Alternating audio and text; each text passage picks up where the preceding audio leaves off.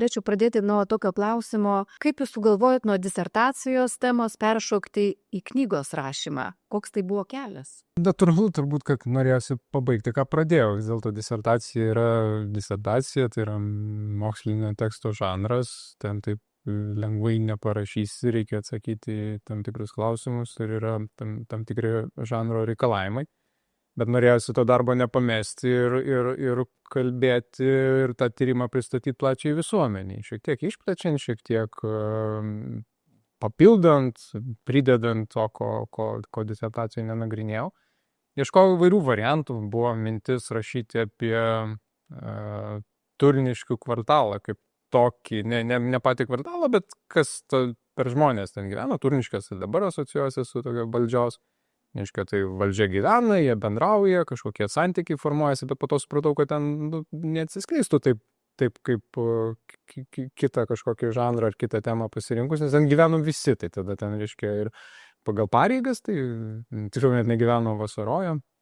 Ir tos įtampos kažkokios kildavo, ar ten bendravimo ar nebendravimo, ten truputį kiti dalykai. Dar vienas dalykas, šaltinio, aišku, trūkumas lėmė, kad tada, kai pradėjau galvoti, ko aš čia taip toli ieškau, Vyras Sniečkus, kuris šiaip jau disertacija centrinė figūra, ir akivaizdu, kad Lietuvoje, Sovietų Lietuva, okupuotoje Lietuvoje buvo centrinė figūra. Tai kažkiek per tokį politinės biografijos žanrą, bet tokios neįprastos, kad tai vis dėlto yra ir aplinka tenais yra labai svarbi. Politinė biografija Sniečkus, bet aišku, ir jo aplinka, dėl to ir vadinasi ir jo dvariškiai, ir jo aplinka paantraštėje. Tai va tokie dalykai, o šiaip apart Sniečkaus, apart va to dėmesio aplinkai man dar rūpėjo ir kai kuriuos, kartais tai pavadinama mitais, bet čia gal nebūtinai taip griežtai vadinti, pasakojimo tradicijos ar kažkokie įsitvirtinę stereotipai, kurios norėjos irgi panagrinėti, nebūtinai, kad čia paneigti, kai kurios taip ir paneigti, bet kai kurios tiesiog paaiškinti, kad ne viskas taip paprasta yra. Pradedant ten, kad Sniečkus išgelbė Lietuvą nuo kukurūzų, kas yra tik labai simplifikuota dalis. Vienas žmogus tikrai jokiai sistemui, net ir diktatūriniai tiek nenulėmė, jo labiau, kai vis tiek čia Maskvos dėmuo yra. Iki kitų tokių smulkesnių gal aspektų, kurios knygoje nagrinėja. Tačiau va toks irgi užmanimo dalis buvo. O jeigu reikėtų taip paprastai atsakyti, ar galima trumpai įvardinti tą Sniečkaus populiarumą, 34 metus išsaugoti valdžią. Ar tai yra toks paprastas klausimas, galima jį lengvai atsakyti? Ar... Ne, turbūt čia net tas žodis populiarumas klausimas, kaip pamatuoti tą populiarumą, rinkimų juk nėra.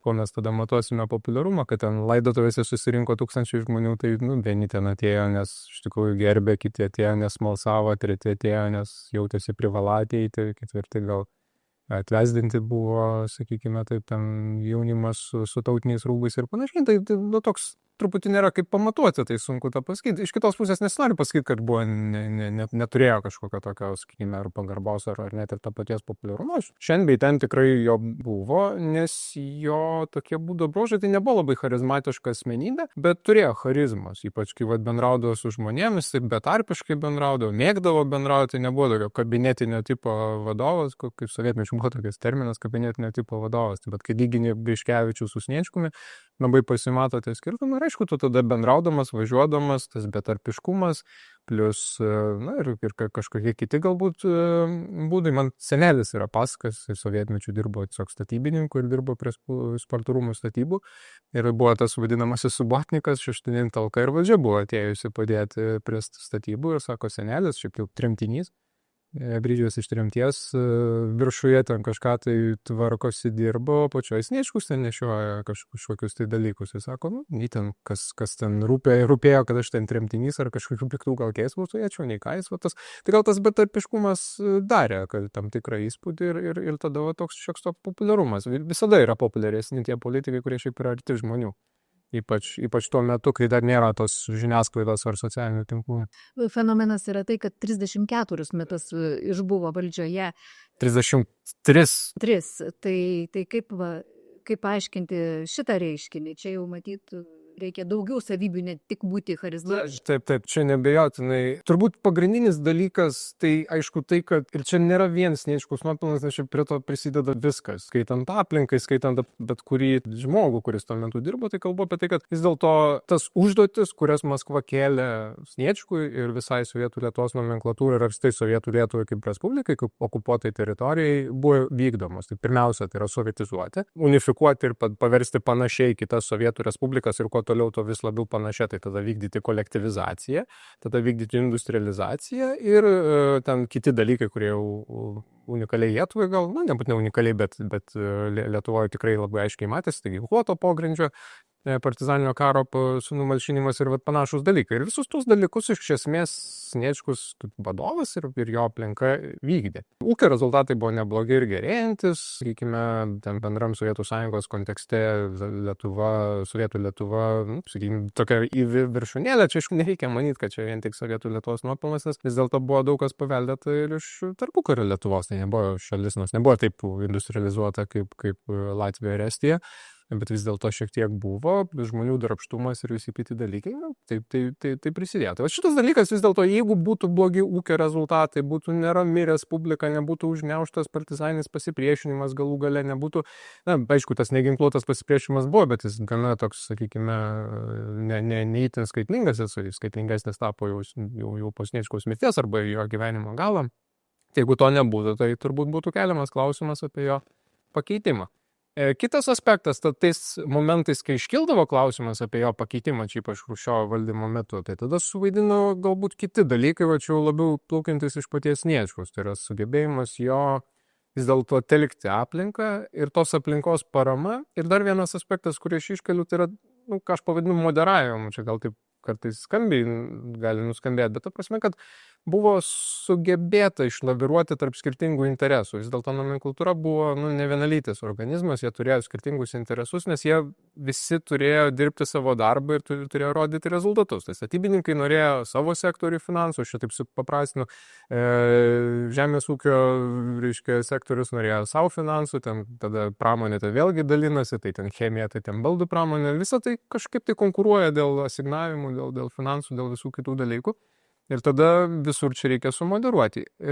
Sovietų Latvijoje, kurie 59 metais įvyko valymas, mokslininkai iškelia tokią mintį, kad viena iš priežasčių buvo ne tik dėl to, kad ten Maskva labai buvo nepatenkinta Latvijais, bet ir tai, kad ten susidarė minimum 2 grupuotės konkuruojančios dėl valdžios. Ir tada ta kita, sakykime, oponuojanti grupuotė pradėjo tiesiog skųsti Maskvai ir duoti Maskvai faktus, kuriais galima spausti, manipuliuoti arba kitaip kažkaip tai operuoti. O Sovietų Lietuvoje to pavyko išvengti. Tai čia ta aplinkos parama, plus tas sugebėjimas moderuoti. Ir aišku, kiti dalykai. Sniečkus buvo labai atsargus, jisai pastrateguodavo, nereikia galvoti, kad jis ten didis strategas, bet jis pastrateguodavo, matėsi tie dalykai, kur tu gali kažkaip tai, sakykime taip, nepatogius ar kažkokius nepatogius sprendimus ar kažkokius kitas problemas pabandyti iš jų išsisukti. Tai tokia vidinės priežastys irgi nulėmė, kad tai ir užkulisiuose mokėjo veikti žmogus, turėjo tokio sugebėjimo, nes tai vis dėlto iš pogrindžio atėjęs ir tas komunistinis pogrindis ne visiems, bet jam paliko tam tikrą visų pirma, pasitikėk, bet labai atsargiai pasitikėk, nes pogrindį reikia pasitikėjimo, bet to pačiu turi būti konspiracija ir tam tikras labai aiškus atsargumas. Va čia nepulk strimgalviais, nes vėlgi labai būdavo puolas strimgalviais. Stalinas mirė jau, štai aš čia antistalinistas, ten atėjo Berija, aš čia Beriją parems, atėjo Chruščiovas, aš čia jam batus laižysiu, atėjo ten kitas, aš tą darysiu. Jis taip labai atsargiai, tokių pasitaikydavo labai iš karto strimgalviais puolančių kažkokią politiką vykdyti, jisai atsargiau pasižiūrėti, kaip čia kas vyksta ir tada priimti sprendimus. Tai va tas manau padėjo iš tikrųjų. Kaip jisai formavo tą savo statytinių klaną, kas sudarė tą klaną? Gal tam tikros metodikos, kaip pavyzdžiui, medžioklės metu yra išnaudojami šitie momentai? Jis pats formavosi natūraliai čia, taip, tas ir yra, kad tos tokio pastrategavimo buvo, bet nereikia taip manyti, kad jau ten viskas strategavo. Iš pat pradžių tai buvo jo, iš esmės iš pogrindžio žmonės, jau galima sakyti, tokie ir visai bičiuliški santykiai susiformavę, nes vėlgi tas, kaip minėjau, pasitikėjimo reikia. Va tie tokie pogrindininkai, bet palaipsniui, čia ypač Chruščiovui atėjus į valdžią, pradėjo Maskva spausti, kad reikia jauninti tą nomenklatūros aparatą. Buvo suvokiama, kad jie vyresnėje, neturi, ne tai, kad jie ten kažkas blogai, bet jie neturi reikiamų išsilavinimo tų technokratinių, ta prasme, žinių, nes kartais ir jo reikėjo, tiesiog labai viskas sudėtingėjo, nuo to, kad sofistikuotesnė ideologija pasidarė, jau čia nebeveikia tas stalinistinis ar Ždanovo lasdos metodas, šio inteligentija pavaikys su lasdom, tai reikia subtiliau jau elgtis. Kitas dalykas, visos tos atsirandančios naujos pramonės šakos ir kiti aspektai irgi reikalavo tokio niuansuotesnio ir tokio supratimo tose šio pasaulio, šakiniai tie sekretoriai, kamanės sekretorius ar ideologijos sekretorius, tai jauninti, tada Sniečko, aišku, dilema, tai tu čia dabar turi atleisti kaip ir bičiulius, o ten kokį Vladaniunką ideologijos sekretorių, ir kuo tada pakeisti? Reikia pakeisti jaunesniais, bet tie jaunesni, neaišku, kaip kas kur. Bet Sniečko iš sugebėjo, kad, va čia klausimas, aš negaliu taip teikti, kad jis jau ten labai ar jis pasirinko tos žmonės jau žinodamas, ką jie sugeba, ir jau turėjo su jais ryšį, ar tas ryšys užsimezgė jau jiem tapus, tai reiškia, duosiu pareigas, pabandys, pažiūrėsim, susitvarkys, tai valio, nesusitvarkys, rasim kitą, maždaug tai.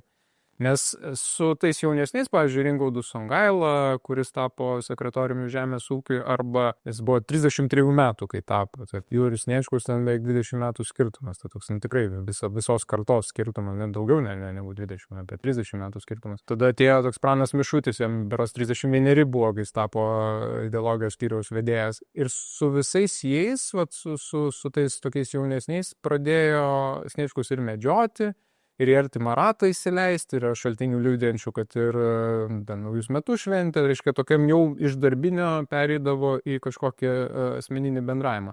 Tai matomai, kad arba jau iki tol tas ryšys kažkoks buvo, arba jis stebėjo, jis turėjo visas galimybės stebėti žmonės ir pasirinkdavo va tos, kurie ir lojalūs, bet ir sugeba, ir kas svarbiausia buvo, kad jie suvokia tą, sakykime, pavadinkime tai žaidimo taisyklėmis, kad reikia per daug nelaidyti burnos, per daug Maskvai gal kažko neatverti, bet tuo pačiu ir nesudaryti problemų, kad čia kažką slepiam, tokio labai niuansuoto veikimo. Tai manau, kad čia tokios buvo ir tos strategijos ar kažkokio tokio mąstymo, iš kitos pusės ir tokio atsitiktinumo. Buvo tų jaunų žmonių, kurie lyg ir buvo Sniečkaus aplinkoje, padirbo keletą metų, bet jie buvo atleisti ir perkelti į kažkokias žemesnės pareigas. Ir čiausiai tiesiog nesusitvarkė.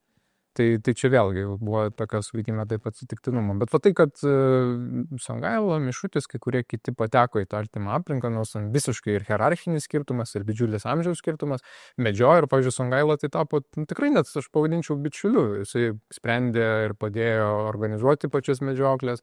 Yra liudijimų, kad jisai skambindavo, piesdavo, tai reiškia, jam Sniečkus perduoda, ką reikia pakviesti medžioklės, jisai visų jam apskambina.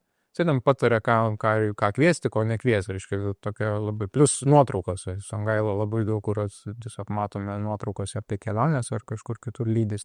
Istoriniuose šaltiniuose ar yra fiksuojama, kaip susidorodavo su oponentais, kurie neįtikdavo, ir ar būdavo tokių kovų ryškių? Turbūt ryškiausia čia buvo su Paleckiu tokie, sakykime, taip kaip čia pasakyti, tokie idėjiniai nesutarimai apie 50-52 metus, bet Sniečkus niekaip ten nesudorojo. Čia buvo, aš pavadinu Paleckį sugertuku, kritikos sugertuku. Buvo labai patogi figūra, kur tu gali labai parodyti, nes mes taip įsivaizduojam, kad sovietmečiu tai reikia būtinai sudoroti. Visų pirma, tai buvo tas pavadinimas duoti atkirtį, reiškia, arba, kitaip pavadinkim, pastatyti į vietą. Reiškia, būtinai turi būti pasakyta kritika kažkokiam žmogui, darbuotojų ir kažkokiai tai veiklai. Tas žmogus turi priimti tą kritiką, tai vadinamoji savikritika, ir tos savikritikos spektaklis įvykdavo.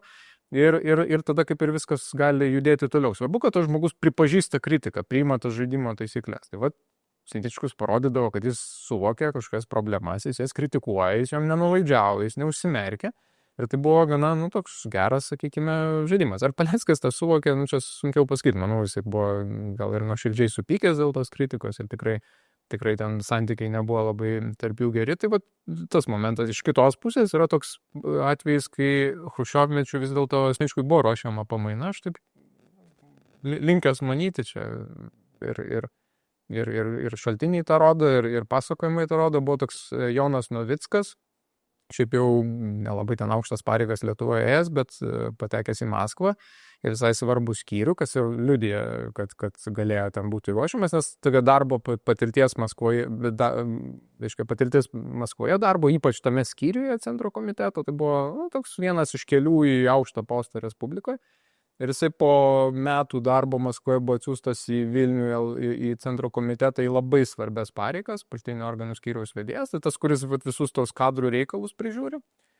Ir po Chruščiovo nuvertimo, 64 spalį Chruščiovas nuverstas, praėjo kelios savaitės ir Novicką išgrūdo iš tų pareigų, kurios, kaip minėjau, buvo labai svarbios, ir nugrūdo net ne ten kokio komiteto pirmininkų, komiteto pirmininko pavaduotojų, kas yra iš tokių aukštų pareigų iš Karlovai Krytis, ir tai nepaliko ramybė, ir dokumentų likę, kad po kelių metų jį ten kritikavo ir to pirmininko pavaduotojo pareigose, ir jis dar ten buvo pažemintas pareigose. Tai turbūt, kad čia tokie sutapimai, plus, kaip minėjau, pasakojimai atsiminimuose rodo, kad tai galėjo būti oponentas, plus yra liudimų, kad jis ir šeimoje kalbėjo rusiškai, nors šiaip jau lietuvis buvo, tai galbūt rodė tas ambicijas ir kažkokį, sakykime, atspirties taško ir paramos taško ieškojimo Maskvoje.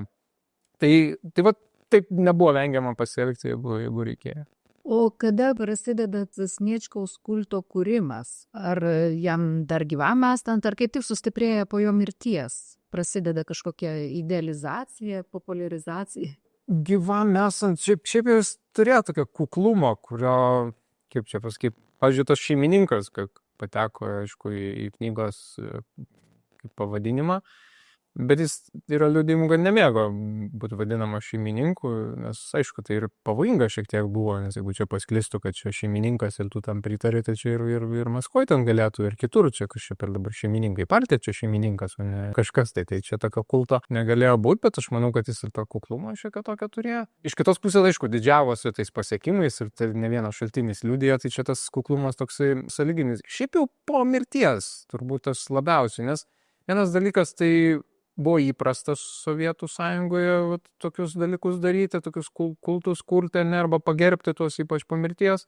Ar ten būtų tie karo didvyriai kažkokie tikri tariami, ar ten medninkai tie tokia neiškito istorija, ten kažkokie kiti kultai, jie tiesiog padėdavo tam tikro naratyvo plėtoti. Sovietų Lietuvos nomenklatūrai Sniečkaus kultą kurti buvo paranku dėl to, kad tai parodė ir jų darbą. Iki pat pabaigos iš esmės tai tie visi aukščiausi buvo Sniečkaus aplinkoje užaugę žmonės.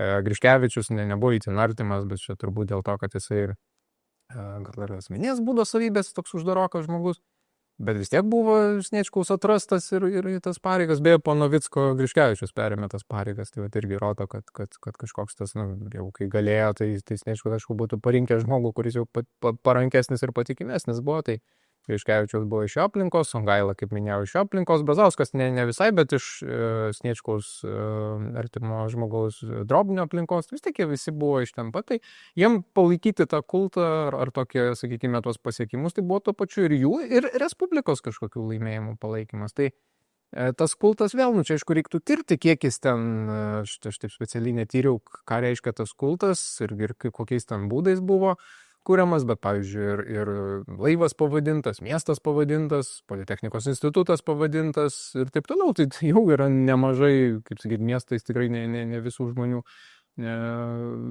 reiškia, vadindavo,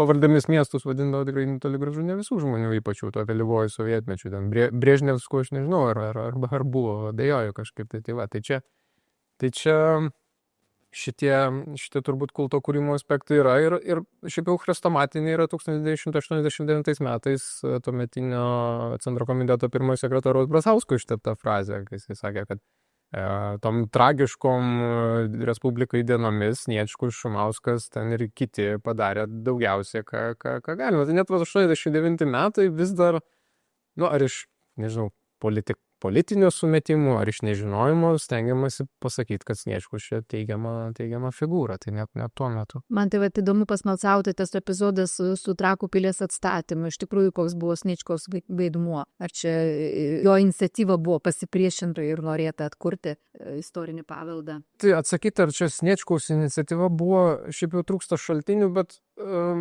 kurie sakytų, kad tai jo iniciatyva, bet tai, kad jų trūksta irgi rodo, kad tai greičiausiai nebuvo jo iniciatyva, nes kažkur tai būtų kažkas likę.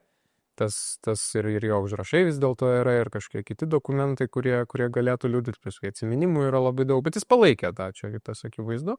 Aš manau, kad tas atkūrimas, atstatymas kilo iš architektų ir paveldosaugininkų srities, ypač architektų. Jie 55 metais vyko suvažiavimas architektų ir jie ten labai tokių tuo metu dar net, sakyčiau, drąsių ir pavojingų dalykų pasakė apie paveldą, apie tos tautinius kažkokius objektus ir netgi partija ten jos turėjo truputį pastatyti į vietą, ten tokių partinių papeikimų buvo priimta, paskirta ir panašiai, bet manau, kad kažkokie tai dalykai surezonavo ir pradėta atkur. Bet šiaip aš visiškai pragmatinius dalykus matau tiek Trakų pily, tiek kažkose kitose tokiose, pavadinkime, tai kaip pavadinau, nekomunistinių naratyvų plėtotėje, sakykime, tas pats Maironis yra.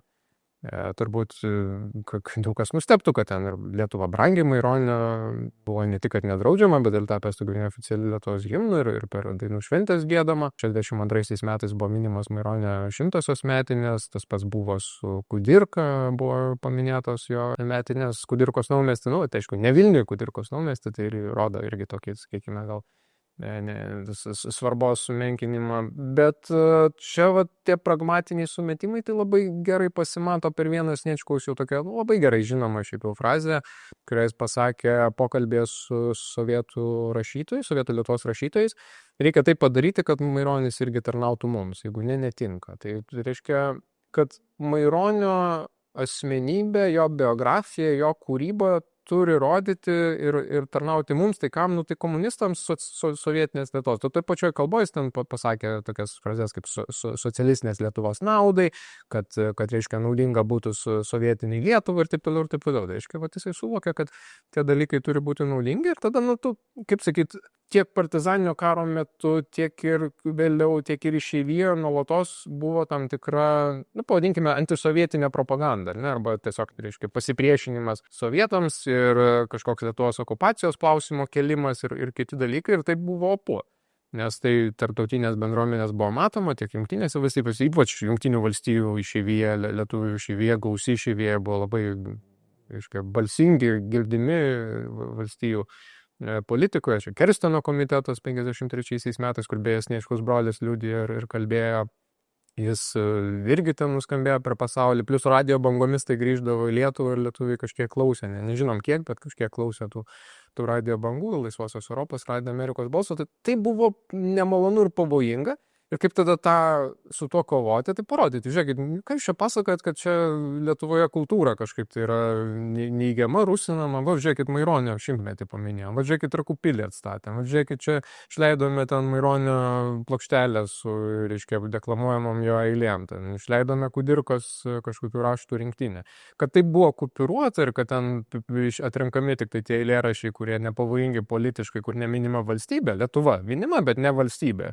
Bet kodėl buvo Kudirkos tautiška giesmė pavojinga? Ne dėl pačio teksto, turbūt Lietuva brangi, ten tekstas ne kažką tai mažiau patriotiškas, bet dėl to, kad tai valstybės himnas, tai visų pirma asocijuosiu su valstybė.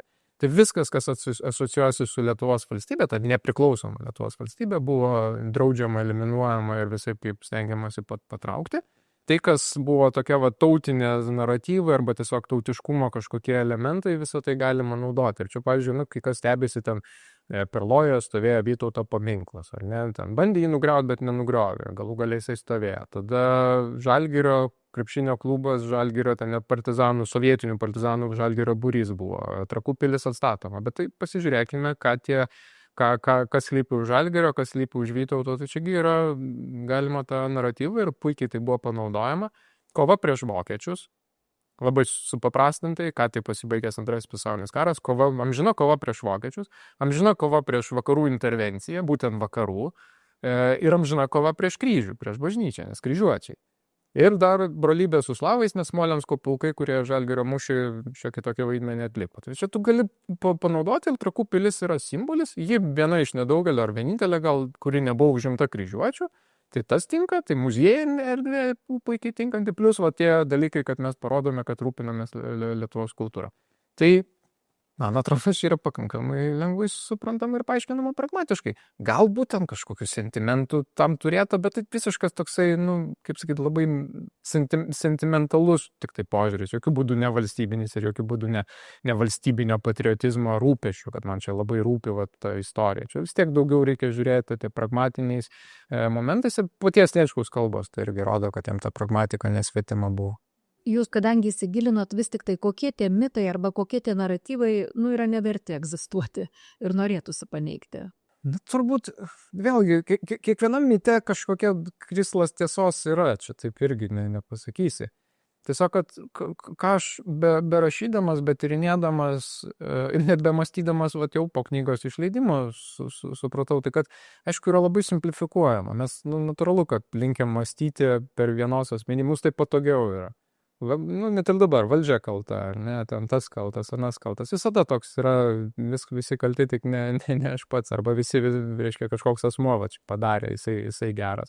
Taip ir pasaulis veikia, mes kažkaip tai tuos vadovus vis dėlto dažnai pagerbėme ir jeigu ten skiriamas kažkoks apdovanojimas, tai turbūt ten kažkokios, nežinau, mokslininkų grupės vadovui, kaip ir grupiai, bet vadovas atsiema. Natūralu, kad, aišku, tas ryškiausias žmogus gauna daugiausiai laurų.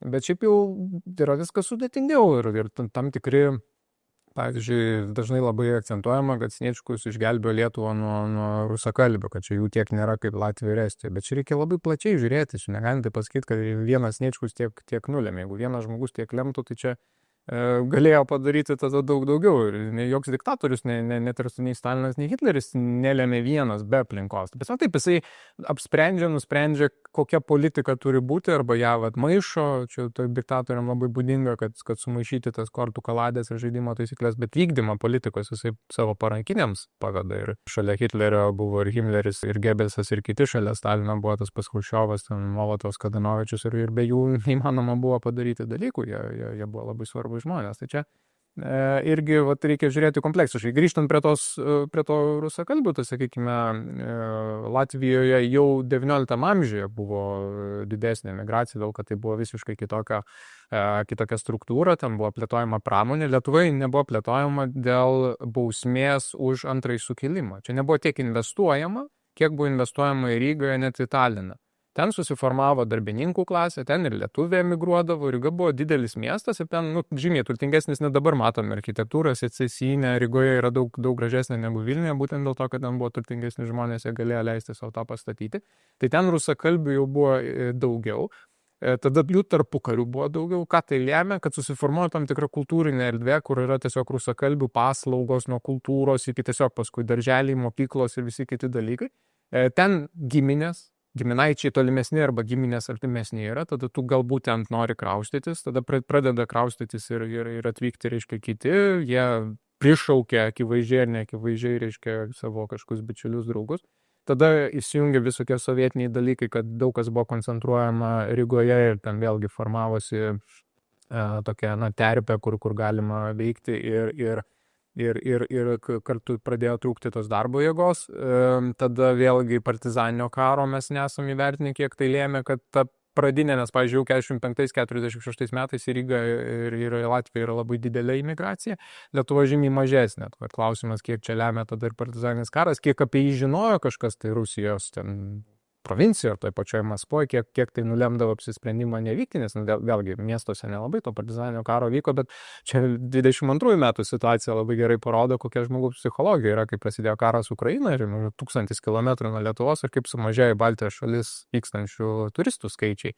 Ir kai kurie iš netgi kolegų, kurie turėjo atvykti į mokslo renginius, man sakė, šiek tiek baugu čia važiuoti, nes šiagi karas pas jūs netoli. Taip žmogaus psichologija veikia, tai galbūt tai irgi paveikia. Tai čia šiek tiek įsiplėšiu, bet noriu pasakyti, kad yra labai daug kompleksinių dalykų, kuriuos reikia pažiūrėti, o ne vien į Sniečkų.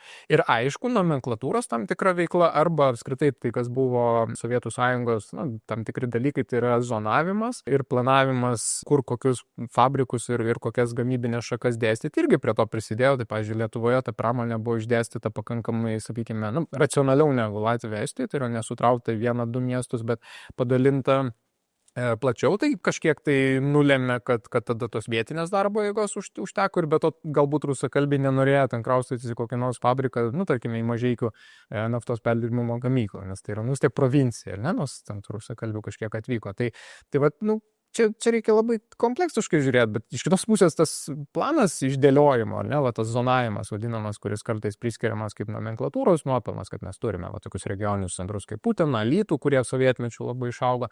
Vis dėlto nebuvo vien tik tai nomenklatūros, tai buvo šiaip jau mokslininkų, inžinierių darbas. Kitas dalykas, tai buvo šiaip jau Sovietų Sąjungos bendra politika, tai buvo tas zonavimas ir kaip čia regionalizmas, kaip čia išdėstyti, reiškia proporcingai ir logiškai, kur resursai, tai jos ir apdirbti turi, tai jeigu Lietuvos žemės ūkio kraštas ir pagaminama, tai čia tos lengvosios pramonės turi būti pakankamai kur pagaminama, su išimtim, Mažeikių nafta, mes naftos kaip šalis neturime, bet perdirbimo gamyklą čia pastatė, bet atsirado tie naftotiekiai ir reiškia užtikrindavo. Tai labai kompleksiškai reikia žiūrėti tos mitus. Kukurūzai, aš tą aptarinėjau knygoje ir gana išsamei vėlgi, tai dažnai priskiriama, kad štai čia Sniečkus ir visi kiti čia sustabdė, bet tai irgi buvo labai reikia atsargiai tai žiūrėti. Ir tai visų pirma buvo žemės ūkio mokslininkų pasipriešinimas, kurie puikiai suvokė tas problemas ir tai, kad yra išlikę laiškai Sniečkui, laiškas Sniečkui, Vasinausko instituto direktoriaus, kuris aiškina Sniečkui, kodėl tai yra žalinga. Tai reiškia, rodo, kad kam tau aiškinti žmogui, kuris puikiai supranta, jau labiau raštu rašyti. Tai reiškia, jis ne iki galo nesuprato, kad vis kartoti reikia arba akcentuoti reikia. Tai iš ten atėjo ir paskui Sniečkus turėjo tos nuovokos ir supratimo, kad jeigu mes čia pradėsime šitus dalykus daryti, tai greičiausiai galime likti be pašarų. Kukurūzai neužderės, žolės išarsime, reiškia šieno nebus, kuo mes maitinsime gyvulius, yra rizika, o tada kieno galva lieks, tai ne Maskvogi, neprisims atsakomybės, lieks Sniečkaus galva arba kažkieno kito. Kaip dabar tą stabdyti, juk čia politinė savižudybė, jeigu tu pradėsi prieštarauti Maskvai ir ypač Chruščiovui, nes jo asmeninis, Kukurūzai buvo jo asmeninis toksai arkliukas, tai tada pradėta taip labai atsargiai po truputį ir plus daugiau atsakomybės. Atsargiai kalbėti, kad čia gal kažkaip reikia kitaip daryti, o gal čia jūs čia darykite taip, kad neliktumėte be pašarų, buvo taip pasakyta, daug spręskite patys. Jau tada ta atsakomybė numetama pavieniam tiem rajonų vadovams ir jeigu kažkas atsitiktų, tai ne Sniečkus kaltas, o tos rajonas, kuris nesodina kukurūzų. Mes tai jam liepiam, o jie nesodina. Nuimti. Tokie, sakykime taip, tokias jau net į politechnologiją kažkokias sritį eina. Tai, ką noriu pasakyti, mitai, jie turi kažkokią krislą tiesos, bet reikia labai žiūrėti ir tikrai nesuvesti visko nei į Sniečkų, nei ten kažkokį kitą nomenklatūros veikėją. Čia veikia ir nomenklatūra, ir Sniečkus, ir žmonės pavieniai, ir ten tie kolūkių vadovai, ir apskritai visa aplinka. Ir, pavyzdžiui, inteligentijos spaudimas Lietuvoje Sniečkui ir kitiems buvo pakankamai didelis. Ta prasme, tas iš apačios toksai ateinantis. Ir buvo bijoma tų neramumų, buvo bijoma kažko tokio, ką matyta per partizaninį karą, tai bijota tokių kažkokių pasireiškimų 55, 56, 57 per vėlinės vyksta tie sukinimai. Tokių dalykų bijota, nes tai ir Maskvos dėmesys atkreipiamas ir tada, kaip tą spręsti, šiek tiek duoti truputį tokio laisvumo, gal leisti tą inteligentiją įkvepuoti. Aišku, kontroliuojant, reguliuojant, bet visų pirma reaguojant ten, kur jau pereina į tokią politinį.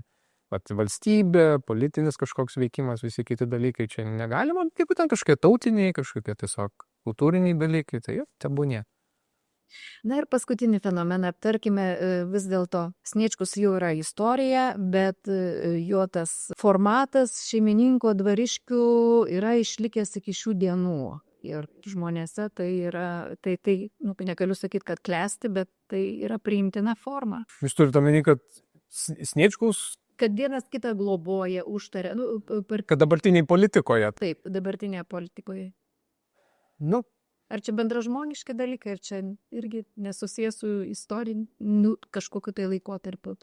Šiek tiek anksčiau, 30 metų anksčiau, tai aišku, tai tos kilmės buvo iš sovietmečio, tie kaip veikia politikai, netgi verslo struktūros ir toks, sakykime, taisyklės nebūtinai svarbiausias dalykas, svarbiausia yra tikslas, ar ne, kaip tą tikslą pasiekti, tai visos priemonės tinka. Tai čia yra tokio makiaveliško veikimo atėjusio iš sovietmečio, kur taisyklės nebuvo labai aiškios, arba jas galima pastumdyti. Korupcija plačiai iš to žodžio prasme buvo suvešėjus, korupcija turiu omeny, kad nebūtinai kaip finansinė, kaip kartais suvokiama, bet tiesiog kažkoks taisyklių laužimas.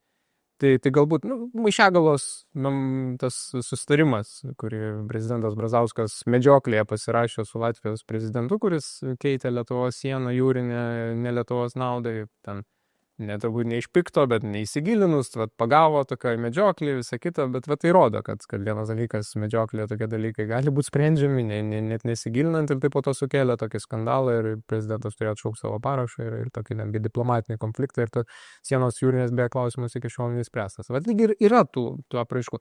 Iš kitos pusės žvelgiant į tai, kas dabar, tai yra jauni jau politikai, jie sovietmečių negyveno, taip aišku galėjo iš savo tėvų išmokti kažkokio veikimo ar iš net senelių. Bet reikia tada pasižiūrėti Jungtinės valstijos. Visiško politinio gyvenimo korupcija, ta vėlgi plačiaja žodžio prasme, kur taisyklės nebelėmė, yra korumpuojamas. Ir ne tiek finansiškai, tiek ne tik finansiškai. Tai reiškia, Jungtinės valstijos kažkada buvo netaip senai laisvės bastionas, atrodė, bent jau mums taip atrodė. Tai ten jokio sovietmečių nebuvo patirta, reiškia, tai yra bendražmogiškas tokio gyvenimo, kaip sakyt, blogis yra universalus, jisai blogis ir Sovietų sąjungoje, blogis ir kitur, ir imperializmas, ar ne, tos pačios vakarų visuomenės, kaip dviprasmiškai elgėsi, pavyzdžiui, Britanijos imperija, Londonas, netgi Marksą priglaudė ir ten socialistų, XIX amžiaus vidurė socialistų ir visokių kitokių pabėgusių iš savo kraštų buvo labai daug, o kaip savo kolonijas elgėsi? Gana žiauriai ir priespaudos, ir ten Indijoje sukilimų malšinimas ir visi kiti dalykai. Tai atrodo, kad tai, jie dabar aišku pasikeitė visiškai. Netgi pripažįsta iš dalies savo tas praeities klaidas, bet blogis yra universalus, jis yra visur ir aš tikrai nesiečiau visko vien su sovietmečiu. Aišku, bet tie pavyzdžiai, aš nesu šalininkas to, kad iš istorijos galima mokytis, nes net nelabai sutinku, kad jį rimuojasi, čia berods Marko Tveno yra garsi frazė, nes jinai nieko nepasako, kad gyvenimas visas rimuojasi, nes gyvenime daug kas kartojasi. Kažkokiais ciklais, tai istorija čia neišimtis, tai tada jau reiktų sakyti, kad gyvenimas rimuojasi, tada ir istorija rimuojasi. Kiti sako, iš istorijos galima pasimokyti, aš nemanau, bet šiokių tokių perspėjimų mums gali būti. Tai šita istorija, šeimininko istorija, tiek ir to valstybės nepriklausomybės netekimo, ar apstai valstybės netekimo. Aš knygoje prašau ir tai, ką pavadinu Trojos arkliu, arba kartais tai pavadinama penktąją koloną, kuri aktyviai veikia ir paskui pakėlė galvas po okupacijos, pasimatė, kad jie, gal net kai kurie patys nežinodami, ką jie daro, jie suartėjo su komunistais ir kai reikėjo ieškoti žmonių, kurie čia dabar veiktų ir būtų kaip ir mūsų pusėje, atsirado tų žmonių, kurie buvo labai antismetoniškai nusiteikę ir antiek susiaurėjo jų mąstymo ir matymo laukas, kad jie buvo pasiryžę su okupantu ir su priešu bendrauti iš tos neapykantos tam, kas iki tol buvo tai valstybės sąrangai ir netgi asmeniškai Smetonai. Tai irgi paskui jie atsimerkė ir pamatė, kaip prie jau net išeivijoje, gal net ir kažkiek pripažino savo klaidas. Tai čia mums yra tam tikras, manau, perspėjimas, kad mes neturėtume, čia dabar taip jau didaktiškai skamba, kad neturėtume skaldytis, kad iš esmės matyti, kad kažkoks tai čia šitas žmogus yra man priešas, tai aš tada, reiškia, viską darysiu, kad jį, reiškia, įveikčiau ir tame tarpe nematyčiau, kad blogis manimi naudojasi arba kad bloga jėgos manimi naudojasi ir tada jom tam tikrą prasme padėčiau. Tai čia ta istorija yra apie kai kurios žmonės, kurie tarpukario pabaigoje, sakykime, taip labai keistai, taip antismetoniškai nusiteikia arba, kartais sakoma, opoziciškai nusiteikia. Bet atėjus sovietams arba nieko nedarė, arba kažko vylėsi, kad čia dabar gal pakeitė vyriausybę, garnizonai sovietų ir iki tol buvo, tai čia gal papildomus įvedė, bet jie čia, mūsų užsienio politikai įtakos, bet į vidaus politiką nesikiš. Tai ten labai greitai per kelias savaitės pasimatė, kad tai yra visiška fikcija. Bet tų kelių savaičių užteko, kad pakirs valstybės stuburą. Nebuvo to pirminio pasipriešinimo, labai greitai jo nebegalėjo būti ir toliau. Tai čia, man atrodo, yra toks, mes iš to nepasimokysim. Nes viskas bus kitaip šį kartą ir visada būna kitaip. Priešas irgi mokosi iš savo klaidų ir iš istorijos, sakykime taip, gal jie ir mokosi ar ne, tai kadangi jie iniciatoriai veiksmų dažniausiai būna, bet mums perspėjimas, kad nepražiopsotume.